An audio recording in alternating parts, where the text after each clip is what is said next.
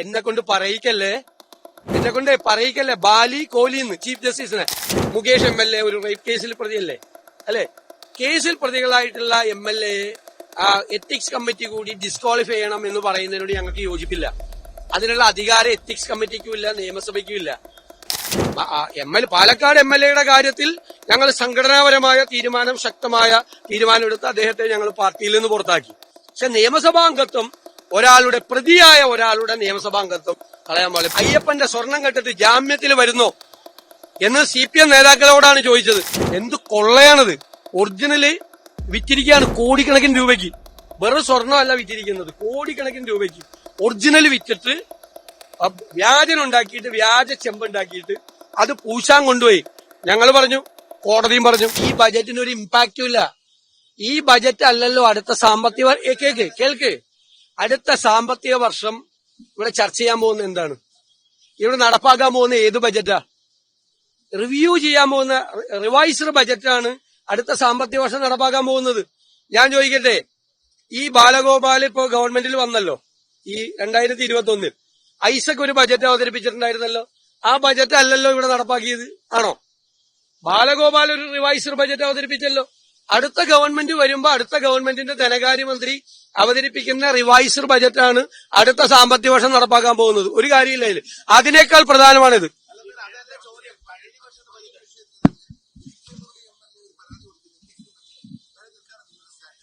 അല്ല, ഞങ്ങളുടെ സ്റ്റാൻഡ് ആ എത്തിക്സ് കമ്മിറ്റിക്ക് ഒരു കോമ്പീറ്റൻസും ഇല്ല. ആവശ്യമില്ല റീസണൻസ് ഉണ്ടാക്കാൻ പാടില്ല. ആ പരാതി പോലും മെയിൻറ്റെയിനബിൾ അല്ല. സഭയിൽ ചർച്ച ചെയ്യണമെന്നാണ് ആ പരാതിയിൽ പറയണത്. അതായത് ഏതെങ്കിലും ഒരു കേസിൽ ഏത് MLA ആയിക്കോട്ടെ, ഇപ്പൊ എത്ര പേരുണ്ട് MLA കേസിൽ പ്രതികളായിട്ടുള്ളവര് ഇല്ലേ? മുകേഷ് MLA ഒരു റേപ്പ് കേസിൽ പ്രതിയല്ലേ അല്ലെ? കേസിൽ പ്രതികളായിട്ടുള്ള MLA എത്തിക്സ് കമ്മിറ്റി കൂടി ഡിസ്ക്വാളിഫൈ ചെയ്യണം എന്ന് പറയുന്നതിനോട് ഞങ്ങൾക്ക് യോജിപ്പില്ല. അതിനുള്ള അധികാരം എത്തിക്സ് കമ്മിറ്റിക്കും ഇല്ല, നിയമസഭയ്ക്കും ഇല്ല, കോമ്പിറ്റൻസി ഇല്ല. അപ്പൊ ഒരു ആവശ്യമില്ലാത്ത പ്രീസിഡൻസ് ഉണ്ടാക്കാൻ പാടില്ല. അത് ഈ ഒരു സിംഗിൾ കേസിൽ ഉള്ള നിലപാടല്ല, പൊതു നിലപാടാണ് ഞങ്ങൾക്ക്.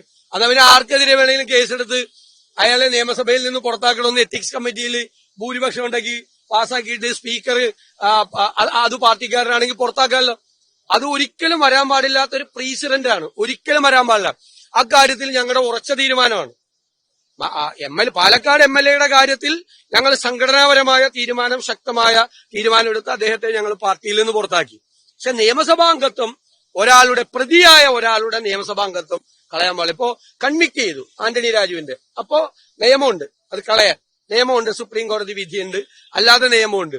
ഒരു കേസിൽ പ്രതിയായി എന്നതിന്റെ പേരിൽ ഒരു MLA എല്ലാ MLA കേസിൽ പ്രതിയല്ല, ഏതെങ്കിലും കേസിൽ പ്രതിയല്ല എല്ലാ MLA അപ്പൊ എല്ലാവരെയും ഡിസ്ക്വാളിഫൈ ചെയ്യുക. അല്ലെ? നമ്മളെല്ലാം പ്രതികളാ, ഞാനടക്കം ഞങ്ങളെല്ലാം ഓരോ കേസിൽ പ്രതികളാ. MLA കോടതി പോയി കൊച്ചിയിൽ അന്വേഷിച്ചാൽ എല്ലാ MLA കേസിൽ പ്രതികളാ. ഏത് കേസിൽ പ്രതിയായാലും അവരെ നീക്കം ചെയ്യണമെന്നൊരു ഭരണമുന്നണി തീരുമാനിച്ചാൽ പ്രതിപക്ഷ ഏത് കേസായാലും അപ്പൊ മുകേഷിന്റെ കാര്യത്തിൽ എന്താ ചെയ്യാറുണ്ട്? അല്ലല്ല, അതൊന്നും നിയമസഭയ്ക്ക് ലെജിസ്ലേറ്റീവ് കോമ്പീറ്റൻസി ഇല്ലാത്ത അധികാരം എങ്ങനെ പ്രയോഗിക്കണേ? അത് ആവശ്യമില്ലാത്ത പ്രീസിഡന്റ് ആവാൻ പാടില്ല. ആരുടെ കേസിലാണ്? അല്ലല്ല, അതൊക്കെ പിന്നീട് സംസാരിക്കും. വേറെ എന്തെങ്കിലും അതിപ്പോ ഞാൻ വ്യക്തമാക്കിയത് കേട്ടില്ലേ? SITയിലെ മീതെ മുഖ്യമന്ത്രിയുടെ ഓഫീസ് അനാവശ്യമായ സമ്മർദ്ദം ചെലുത്തുന്നു. കേസ് അന്വേഷണം മന്ദഗതിയിലായി. കേസിലെ പ്രതികൾ ഒന്നൊന്നായി. സുപ്രീം കോടതി വരെ ജാമ്യം കൊടുക്കാത്ത കേസാ. എന്തിനാണ് ഇങ്ങോട്ട് ജാമ്യം? അയ്യപ്പന്റെ സ്വർണം കെട്ടിട്ട് ജാമ്യത്തിൽ വരുന്നോ എന്ന് CPM നേതാക്കളോടാണ് ചോദിച്ചത് സുപ്രീം കോടതി. എന്നിട്ട് സുപ്രീം കോടതിയും ഹൈക്കോടതിയും ജാമ്യം കൊടുക്കാത്ത പ്രതികൾക്ക് സ്റ്റാറ്റ്യൂട്ടറി ജാമ്യം കിട്ടിയ ഒരു പുറത്തിറങ്ങാനുള്ള അവസരം ഉണ്ടാക്കി കൊടുത്ത ആരാ? SIT ആണ് ഉണ്ടാക്കി കൊടുത്തത്. അത് മുഖ്യമന്ത്രിയുടെ ഓഫീസിന്റെ നിർദ്ദേശാനുസരണം. അതാണ് ഞങ്ങളുടെ നിലപാട്.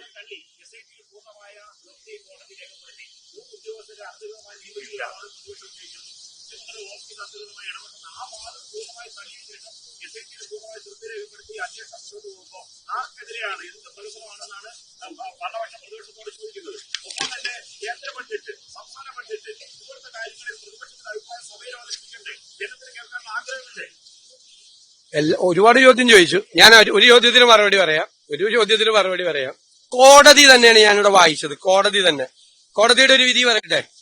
It is interesting to note that this court found laxity in investigation during the period between 5/12/25 and 19/12/25, and the same was pointed out in the earlier bail order also. പിന്നെയുണ്ട് വേറെ നിങ്ങൾ തന്നെയൊക്കെ റിപ്പോർട്ട് ചെയ്തത്. ഗുരുതര വീഴ്ച, ജനങ്ങൾക്ക് സംശയം തോന്നും. ഹൈക്കോടതി കുറ്റപത്രം നൽകാത്തതിനാലാണ് പ്രതികൾക്ക് സ്വാഭാവിക ജാമ്യം ലഭിക്കുന്നതെന്നും ഇത് പൊതുജനങ്ങളിൽ സംശയമുണ്ടാക്കുന്നുവെന്നും കോടതി നിരീക്ഷിച്ചു. ആരായാലും കോടതിയല്ലേ, കേരള ഹൈക്കോടതിയല്ലേ പറഞ്ഞത്. കേക്ക് അവര് ചോദിക്കണതിന് മറുപടി പറയട്ടെ, നിങ്ങൾ മാത്രം പറഞ്ഞാൽ പോലെ. അല്ലല്ല, ഞാൻ ഹൈക്കോടതിയല്ലേ, ഞാൻ കേരള ഹൈക്കോടതിയുടെ വിധിയാണ്, കേരള ഹൈക്കോടതിയുടെ നിരീക്ഷണമാണ്. ഇവര് അന്വേഷണത്തിൽ ലാക്സിറ്റി ഉണ്ടെന്നും ഇവര് മന്ദഗതിയിലാക്കിയത് കൊണ്ടാണെന്നും ഇവർക്ക് സ്റ്റാറ്റ്യൂട്ടറി ബെയിൽ കിട്ടുന്നതെന്നൊരു കോടതിയാണ്. കോടതി വിധി ഞാൻ പറഞ്ഞത്, ആവർത്തിച്ചു പറഞ്ഞത് ലാക്സിറ്റി ഉണ്ടെന്ന് ഹൈക്കോടതി, കേരള ഹൈക്കോടതി പറഞ്ഞ കാര്യമാണ്. ഞങ്ങൾ പറഞ്ഞല്ലോ നേരത്തെ, 1 മാസം 9 ദിവസവും ചെന്നൈയിലേക്ക് ദ്വാരപാലക ശില്പം കൊണ്ടുപോയി. അത് വ്യാജനം ഉണ്ടാക്കാൻ വേണ്ടി എടുത്ത സമയം എന്ന് പറഞ്ഞു. ഹൈക്കോടതി പറഞ്ഞല്ലോ, വ്യാജനം ഉണ്ടാക്കി അത് കോടീശ്വരന് വിറ്റു എന്ന് കോടതി പറഞ്ഞില്ലേ? കോടതി പറഞ്ഞില്ലേ വിറ്റു എന്ന്? കോടതി അത് ശരിവെക്കുകയും ചെയ്ത്. അതായത് ഒറിജിനൽ ഇവിടെ കോടീശ്വരന് വിറ്റിട്ട് വ്യാജ ചെമ്പുപാളി ഉണ്ടാക്കിയിട്ടാണ് സ്വർണം പൂശാൻ കൊണ്ടുപോയത്. എത്ര കൊടും ക്രൂര കൃത്യമാണ്, എന്ത് കൊള്ളയാണത്. ഒറിജിനല് വിറ്റിരിക്കുകയാണ് കോടിക്കണക്കിന് രൂപയ്ക്ക്. വെറും സ്വർണ്ണമല്ല വിറ്റിരിക്കുന്നത്, കോടിക്കണക്കിന് രൂപയ്ക്ക് ഒറിജിനൽ വിറ്റിട്ട് വ്യാജനം ഉണ്ടാക്കിയിട്ട്, വ്യാജ ചെമ്പുണ്ടാക്കിയിട്ട് അത് പൂശാൻ കൊണ്ടുപോയി. ഞങ്ങൾ പറഞ്ഞു, കോടതിയും പറഞ്ഞു, കോടതി അത് ശരിവെച്ചു. 2 പ്രാവശ്യം കോടതിയുടെ ഓർഡർ ഉണ്ട്.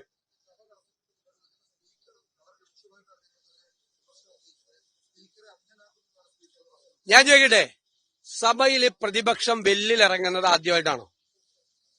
ഈ സഭയുടെ ചരിത്രത്തിൽ ഏറ്റവും കുറവ് വെല്ലിലിറങ്ങിയിട്ടുള്ള പ്രതിപക്ഷമാണ് ഞങ്ങൾ.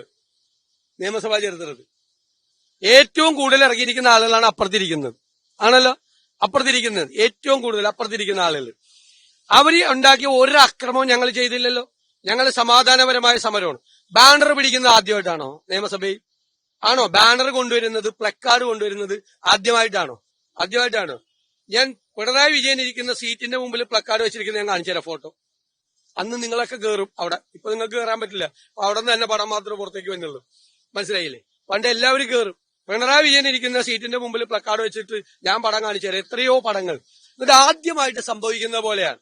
പിന്നെ നിയമസഭയിൽ ഒരു പ്രീസിഡൻസ് ഉണ്ട്. സഭയിൽ ഒരു ബഹളം ഉണ്ടായാൽ സ്പീക്കർ സഭാ നടപടികൾ നിർത്തിവെച്ച് ഭരണകക്ഷിയെയും പ്രതിപക്ഷ നേതാക്കളെയും വിളിക്കും. എന്നിട്ട് ചർച്ച ചെയ്ത് തീർക്കാൻ ശ്രമിക്കും. മുഖ്യമന്ത്രി വരൂല ആ ചർച്ചയ്ക്ക്. മുഖ്യമന്ത്രിയെ ഭയന്നിട്ടാണ് സ്പീക്കർ ആ ചർച്ചയ്ക്ക് വിളിക്കാത്തത്. ആ ചർച്ചയ്ക്ക് വിളിക്കുന്നില്ല. അപ്പൊ പ്രതിപക്ഷത്തെ വെല്ലുവിളിക്കുകയാണ്. വാച്ച് ആൻഡ് വാർഡിനെ വീട്ടിൽ ഞങ്ങളുടെ ബാനർ പിടിച്ചു വാങ്ങുകയാണ്. അങ്ങനെയൊക്കെ ചെയ്യുമ്പോൾ ഞങ്ങൾ പ്രതികരിക്കും. അപ്പോഴും ഞങ്ങൾ ഒരു അക്രമം ഉണ്ടാകാതിരിക്കാൻ വേണ്ടിയിട്ട് പ്രത്യേകമായിട്ട് ശ്രദ്ധിച്ചു.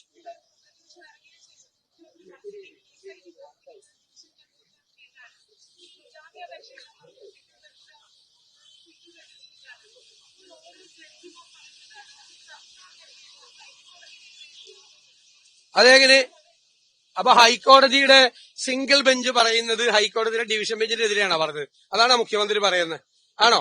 അത് അദ്ദേഹത്തിന്റെ നിയമപരമായ കാര്യത്തെക്കുറിച്ച് അദ്ദേഹം പഠിക്കാത്തതുകൊണ്ടാണ്.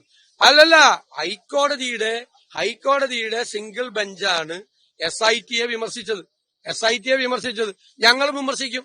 ഞങ്ങൾ കോടതിയുടെ പ്രതിപക്ഷം എന്താണ് പറയുന്നതെന്ന് കോടതിയല്ലല്ലോ തീരുമാനിക്കേണ്ടത്, ഞങ്ങളല്ലേ തീരുമാനിക്കേണ്ടത്. ഞങ്ങളുടെ അജണ്ട ഇപ്പൊ ഞാൻ കോടതിക്കെതിരെ പറഞ്ഞു എന്ന് പറഞ്ഞ് ഞാൻ അന്ന് പറഞ്ഞു. കാരണം എന്താണെന്നറിയോ? ഒരു പബ്ലിക് ഇൻട്രസ്റ്റ് ലിറ്റിഗേഷൻ കൊടുത്തപ്പോ, പൊതു താല്പര്യ ഹർജി കൊടുത്തപ്പോ അത് വായിച്ചു പോലും നോക്കാതെ കോടതി പറഞ്ഞു ഇത് പബ്ലിസിറ്റി ഇൻട്രസ്റ്റ് ആണോ പബ്ലിക് ഇൻട്രസ്റ്റ് ആണോ എന്ന് ചോദിച്ചു. അപ്പൊ ഞാനന്ന് എന്നിട്ട് എന്ത് ചെയ്തു? വായിച്ചു നോക്കിയിട്ട് ഫയലിൽ സ്വീകരിച്ചു. പബ്ലിസിറ്റി ഇൻട്രസ്റ്റ് ആണ് ഈ ഫയലിൽ സ്വീകരിക്കുന്നതിന്. അപ്പൊ ഞാൻ പറഞ്ഞു പബ്ലിസിറ്റിക്ക് വേണ്ടിയിട്ടാണെങ്കിൽ ഹൈക്കോടതിയുടെ മുമ്പിൽ ഒരു മൈക്ക് വെച്ച് പ്രസംഗിച്ചനെ. അതിനല്ലല്ലോ കോടതിയിൽ പെറ്റീഷൻ കൊടുത്തത്. ഒന്ന്. അപ്പൊ ഇന്ന് നിയമമന്ത്രിയും എല്ലാവരും അത് ആവർത്തിച്ച് CPM സൈബറൊക്കെ എന്നെ അറ്റാക്ക് ചെയ്യുക. അപ്പൊ എല്ലാവരുടെയും ശ്രദ്ധയ്ക്ക് ഞാൻ ഒരു കാര്യം പറയാണ്. SNC ലാവ്ലിൻ കേസ് CBIക്ക് വിട്ടൊരു ചീഫ് ജസ്റ്റിസ് ഉണ്ടായിരുന്നു, VK ബാലി. ആ VK ബാലിക്കെതിരായി ബാലിയെ നാട് കടത്തുക എന്ന് പറഞ്ഞ് ഹൈക്കോടതിയിലേക്ക് പ്രകടനം നടത്താൻ DYFIക്കാരെയും SFIക്കാരെയും വിട്ട മുഖ്യമന്ത്രിയാണ് ആ കസേരയിലിരിക്കുന്നത്. അന്ന് അത് എറണാകുളത്ത് ഡിവൈഎഫ്ഐക്കാരുടെയും SFIക്കാരുടെയും ബാലി കോലി നാടുവിടു എന്ന് പറഞ്ഞുകൊണ്ട് മുദ്രാവാക്യം വിളിപ്പിച്ച നിയമമന്ത്രി ആളാണ്, CPM നേതാവാണ്. നിയമമന്ത്രിയായിട്ട് ആ കസേരയിൽ ഇരുന്നിട്ട് ഞാൻ ചീഫ് ജസ്റ്റിസിനെ വിമർശിച്ചു എന്ന് പറയണം. എന്നെ കൊണ്ട് പറയിക്കല്ലേ, ബാലി കോലിന്ന് ചീഫ് ജസ്റ്റിസിനെ. SNC ലാവ്ലിൻ കേസ് CBIക്ക് വിടാൻ തീരുമാനമെടുത്ത ചീഫ് ജസ്റ്റിസിനെ നാട് കടത്തുക എന്ന് പറഞ്ഞ് മുദ്രാവാക്യം വിളിക്കാനും ആ സമരം സംഘടിപ്പിക്കാൻ വേണ്ടി മുൻകൈയെടുത്ത സംഘാടകൻ നിയമമന്ത്രിയുടെ കസേരയിൽ വന്നിട്ട് പറയണം പ്രതിപക്ഷ നേതാവ് ഹൈക്കോടതിയെ അധിക്ഷേപിച്ചു.